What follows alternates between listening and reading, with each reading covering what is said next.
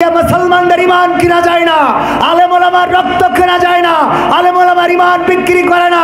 এই দেশ থেকে আমার আলেম ওলামা সিদ্ধান্ত নিয়েছিল হিন্দুদের মন্দির পাহারা দেবে। দুর্গা পূজায় অনাকাঙ্ক্ষিত ঘটনা ঘটে নাই, বলেন ঠিক কিনা?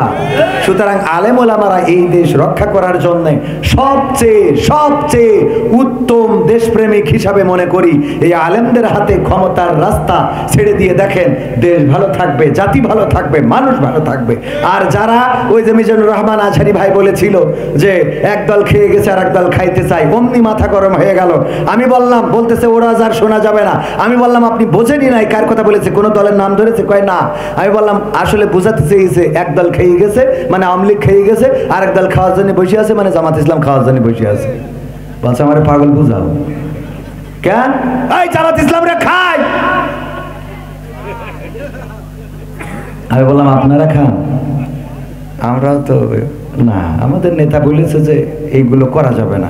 যদি করা না যায়, আপনি যদি করেন তাহলে আপনি তো নেতার কথাই মানেন না। কথা কয় না, আপনি তো নেতার কথাই মানেন না। কোন দলের নাম ধরা হয় নাই, শুধুমাত্র বলা হয়েছে একদল খেয়ে গেছে আর একদল খাওয়ার জন্য রেডি হয়ে আছে। এই খাওয়া দলটা হলো বাংলাদেশ সাদাবাজ পার্টি। ওটা বিএনপি না, আওয়ামী লীগ না, জামাত না, জাসদ না, বাসদ না, হেফাজত না। ওরা ওই করে খেয়ে বেড়ায়, ওরা সব সময় সুবিধা নিতে চায়, বলেন ঠিক কিনা? সুতরাং এদের বিরুদ্ধে দলমত নির্বিশেষে সবাই প্রতিবাদী হইতে হবে, তা না হইলে এই দেশ ভালো থাকবে কি হবে? লেখালেখি কলমবাজির ওই মহরব, সমাজের আসল চিত্র যদি না যাই তুলে ধরা। যদি ওই ঘুষের বলে কলমটা উল্টো চলে, যদি ওই হ্যালো কলে ক্যামেরা উল্টো বলে, তবে কি যাবে রোখা দুর্নীতিকে? তবে কি যাবে রোখা দুর্নীতিকে? কি হবে বেঁচে থেকে অযথা বিদ্যা শিখে যদি না গড়তে পারি শোষণবিহীন সমাজটাকে? কি হবে বেঁচে থেকে? কি হবে নামাজি রোজা ইমানদারির বড়াই করে কোরআনের কর্মীগুলো থাকে যদি কারাগারে? কি হবে নামাজ রোজা ইমানদারির বড়াই করে কোরআনের খাদেমগুলো থাকে যদি কারাগারে?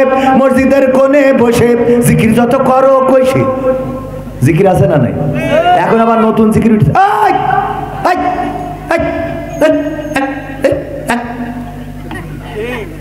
আছে না নাই?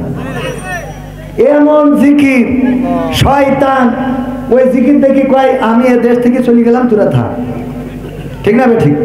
মসজিদের কোণে বসে জিকির যত করো কষে, এভাবে যায় না পাওয়া আল্লাহকে, এভাবে যায় না পাওয়া আল্লাহকে।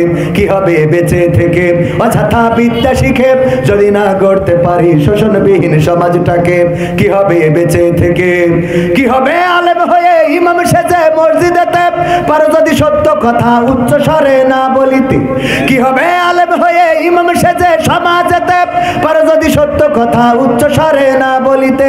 চাকরির ভাই করো যদি ছেড়ে দাও ইমামতি, চাকরির ভাই করো যদি ছেড়ে দাও এই না গদিব। কি হবে ধোঁকা দিয়ে আল্লাহকে? কি হবে ধোঁকা দিয়ে আল্লাহকে? কি হবে বেঁচে থেকে অযথা বিদ্যা শিখে যদি না গড়তে পারি শোষণবিহীন সমাজটাকে? কি হবে বেঁচে থেকে? কি হবে নেতা হয়ে জনবলে ঘাড় ফুলিয়ে দড়া টানা গরম দেখে যদি থাকো ঘরে শুয়ে? এমন নেতা আছে না নাই? কি বললো?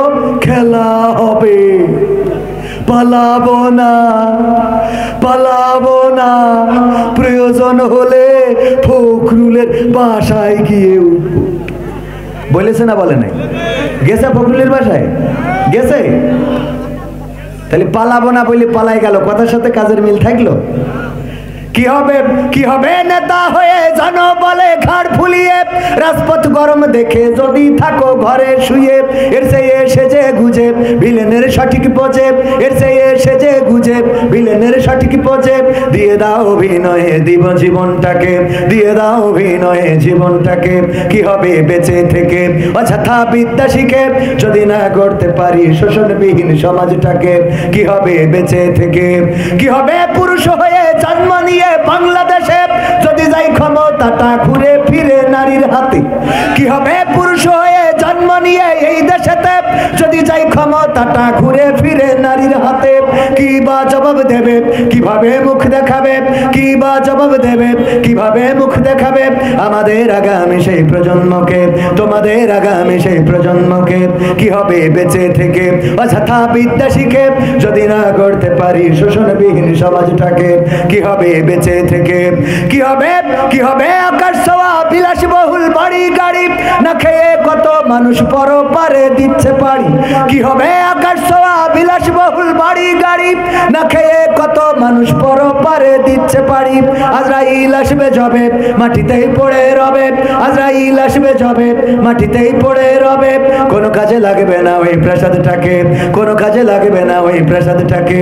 কি হবে বেঁচে থেকে অযথা বিদ্যা শিখে যদি না করতে পারি শোষণবিহীন সমাজটাকে?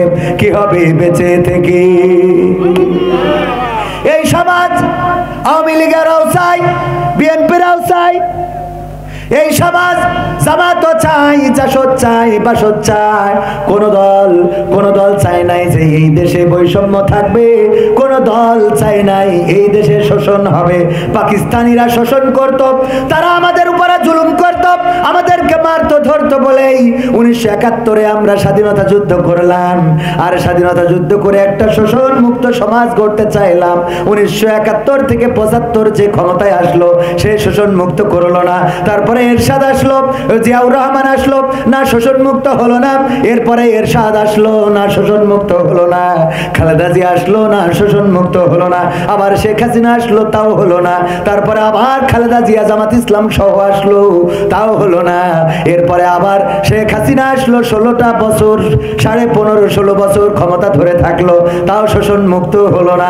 এখনো কি শোষণ মুক্ত হয়েছে নাকি?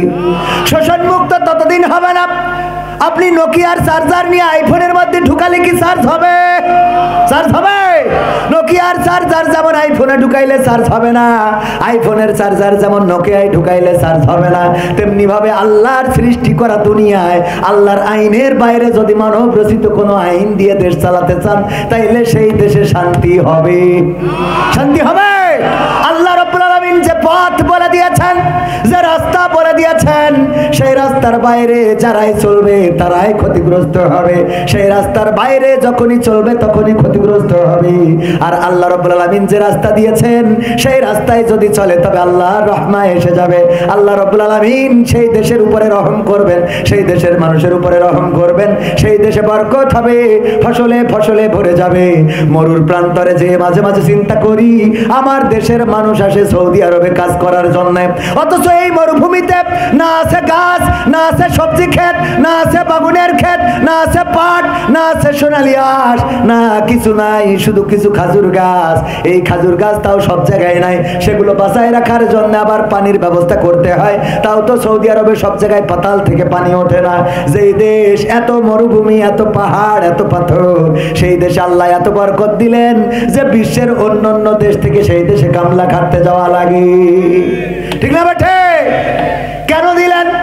আল্লাহ রাব্বুল আলামিন আইন কানুন মেনে চলার কারণে বিশ্বকাপের আয়োজন করলো কাতার। দেখেছেন না দেখেন নাই? কাতারে বিশ্বকাপের আয়োজন করে সেখানে কোরআন, আল্লাহ রাসূলের হাদিস সুন্দরভাবে প্রচার করার জন্য, ইসলাম প্রচার করার জন্য উন্মুক্ত করে দিলেন। কোরআন দিলেন ফ্রিতে। ওই জায়গায় ফুটবল খেলা দেখতে এসে অসংখ্য অমুসলিম ইসলাম কবুল করেছে না করে নাই? কোরআন তেলাওয়াত দিয়ে বিশ্বকাপের খেলা উদ্বোধন করেছিল।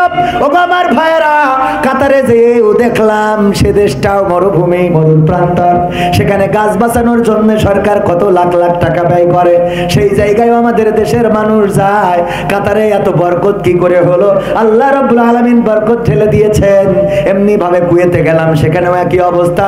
বাহরাইনে দেখলাম, তাও একই অবস্থা। এইসব দেশগুলোতে আমাদের দেশের লোক আছে না নাই?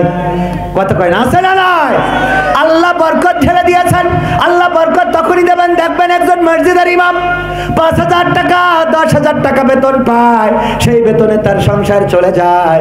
অথচ ঘুষ খেয়ে, সুদ খেয়ে কত লাখ লাখ টাকা ইনকাম করে, সেই টাকায় বরকত হয় না। আজকে মাগরিবের নামাজ পড়ার পরে আমাদের একজন ভাই আমাকে নামাজ শেষে বলল, ভাই আগে আমি মাছ চুরি করতাম, বিল থেকে মাছ চুরি করে বিক্রি করতাম।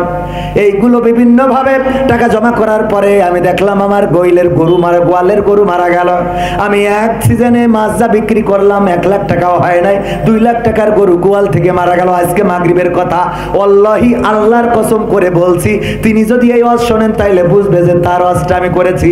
আজকে মাগরিবের নামাজের পরে আমাকে বলতেছে, আগে যখন মাছ চুরি করতাম তখন বরকত ছিল না, কোনো না কোনো ক্ষতির মধ্যে পড়ে যেতাম। আমি যখন ইসলামী আন্দোলনের পথে আসলাম, যখন কোরআনের পথে আসলাম, নামাজি হইলাম, রোজাদার হইলাম, এখন আল্লাহর পথে চলি, আল্লাহ এতটাই বরকত দিয়েছেন। 2টা ছেলে মালয়েশিয়ায় পাঠাইছি, ওরা টাকা পাঠায় আর আমি এখন জমি কিনি। আল্লাহ বরকত দিয়েছেন। আজকের কথা যদি বলেন যে কে তার দেখবো, আমি তারও দেখা দিতে পারবো আমার গ্রামে, আপনি যাবেন।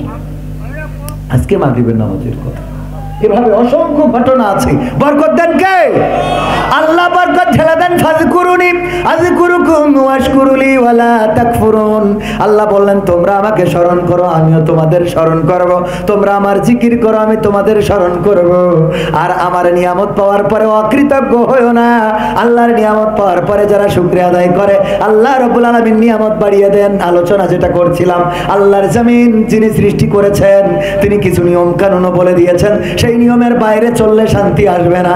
সেই নিয়মে যদি চলতে হয়, এই আল্লাহর জমিন, আল্লাহর দিন, আল্লাহর কোরআন কায়েম করার দরকার আছে না নাই?